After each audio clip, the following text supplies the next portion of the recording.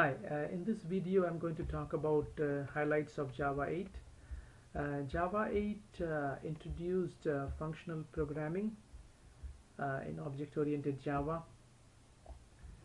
It was cleverly added so that all the existing code still works.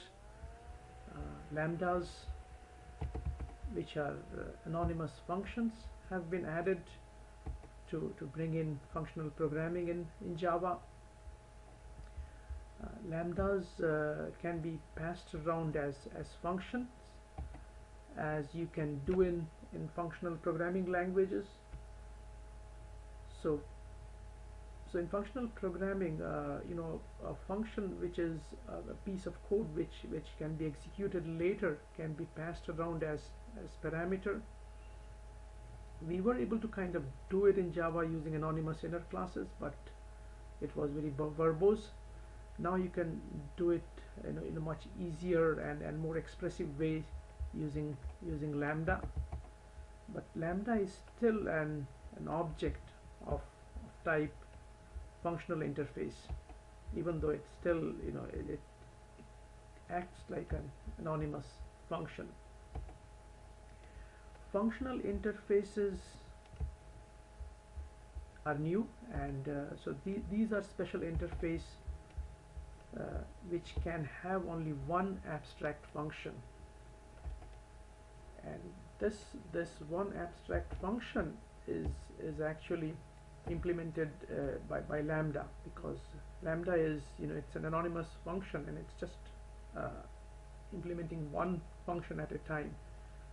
So that's the reason why functional interface can have only one abstract function which the Lambda implements. Several built-in functional interfaces come off the shelf with Java, and they are predicate, consumer, comparators, etc. And I'll go over them in more detail in my subsequent videos. But here, just to let you know that all this built-in functional interfaces are available, and they come very handy while running different operations, especially on a stream.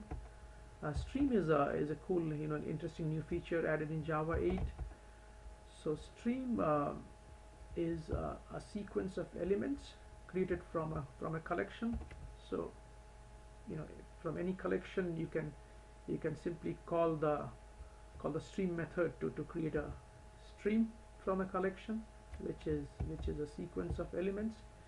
And once you get a stream, you can perform various operations on a stream, and that is where all these lambdas and built-in functional interfaces come handy, because you can run various operations on this stream in a very generic way using lambdas.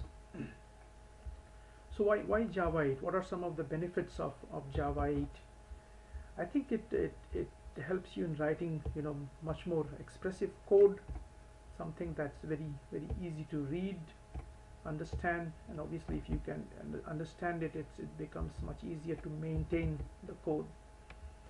And with lambdas it's much less verbose. Something similar you could do it earlier using anonymous inner classes, but as we all know, anonymous inner classes were very verbose. There was a lot of boilerplate code, so all that can be avoided using lambdas in Java 8. And also it's the code is much more generic now. So earlier, because this feature of passing a function as a parameter to another function was not there, so it was difficult to write generic code, especially with collections. When you're processing a collection, a lot of logic was kind of hard-coded within a method. But now you can pass a lambda to a method which has the logic that you want to execute or run on a collection. So that is where it helps you in creating more generic code, avoid code duplication by by with this ability of passing lambdas as a parameter to a function, something similar to what's there in functional programming.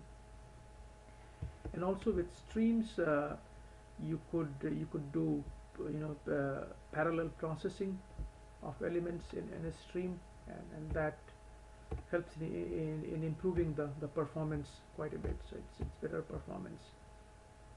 There are several other features related to date time processing, but this is just a overview of some of the interesting features which are there. So again, getting a little deeper into the features. So we with Java 8 we now have default method. So default method is new.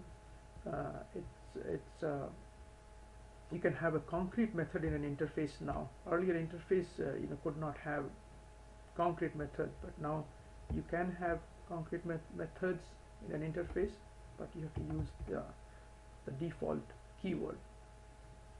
Lambda expression is another interesting feature added. As I mentioned earlier, it's an anonymous function.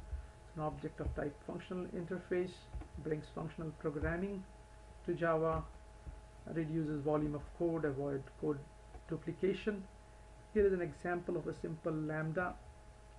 So lambda, it's an anonymous function, so what it has is parameter. So in this case there are no parameters, so it's just this is the keyword for lambda, hyphen and a greater than sign, that's the keyword for lambda, and then you just have the body of the function, and in this case it's simply returning a hello. So this lambda takes in no parameters and it simply returns an hello. This is another example of a lambda. So this is taking in two parameters, s1 and s2, and it simply compares the two parameters and returns a result. Note that if you are just returning a result, you don't even need to put the return keyword to make it less volume of code. Functional interface, that's new. Functional interface can have only one abstract method, and all lambdas are of type functional interface. So it's an object of type functional interface which can have only one abstract method. And as I mentioned earlier, it's because a lambda can it's implementing just one method. And if it's going to be of type functional interface, then the functional interface itself needs to have only one abstract method. Of course, it can have more concrete methods implemented using the default keyword.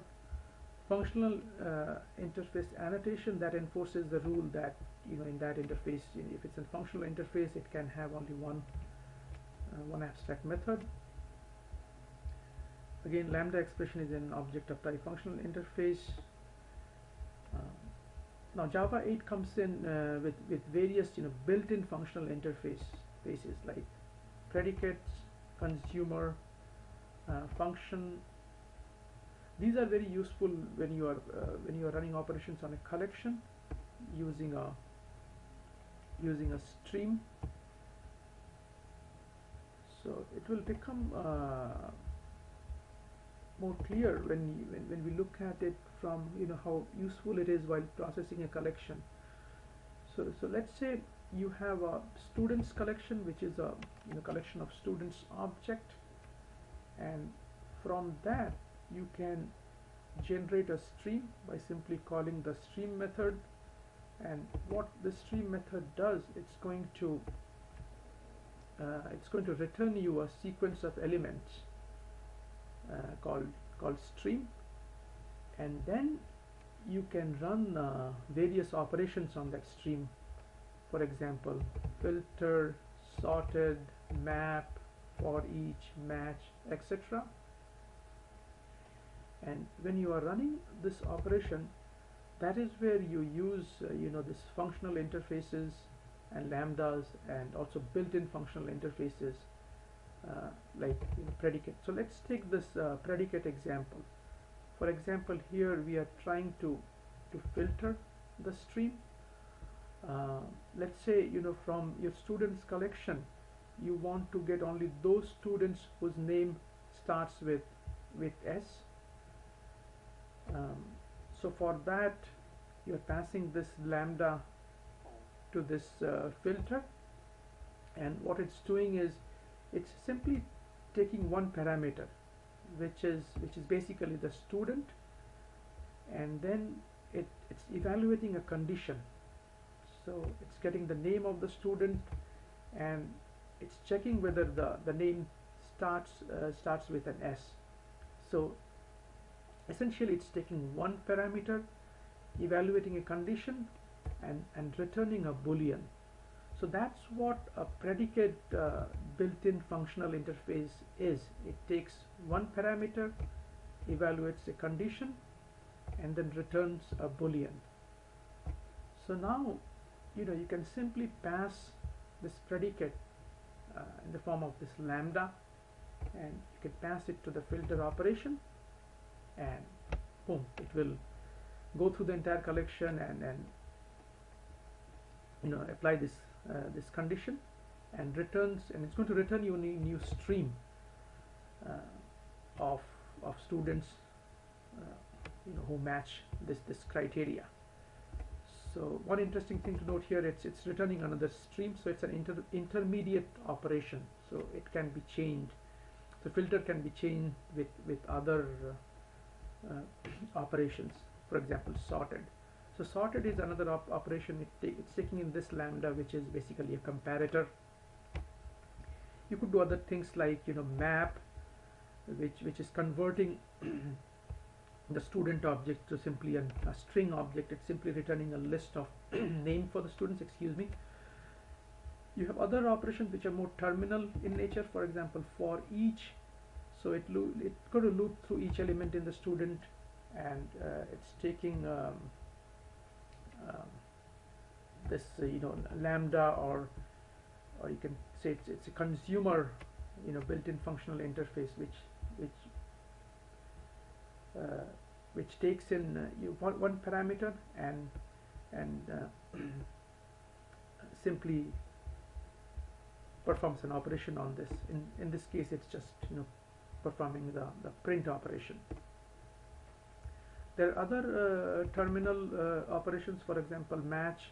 So that's going to, in the entire collection, it will check a condition, and it will see if it can find a match, and it returns a boolean. So in this case it's returning a boolean and not another stream, so that's why this is a match is a terminal operation. Similarly count is another terminal operation on a stream.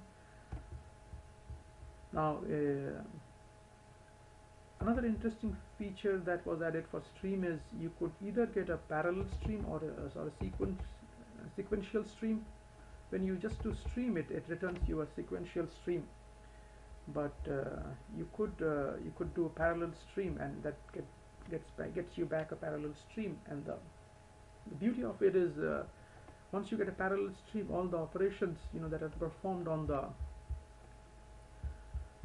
the collection, they will be performed parallelly, so that using multiple threads, so that tremendously improves the performance. And I have an example for it in some of my subsequent videos. So this was just an highlight. In my subsequent videos I go through each of the features in much more detail with example, so feel free to make use of them. I hope you liked this highlight tutorial or video, and thank you for watching it. Alright, thanks, bye.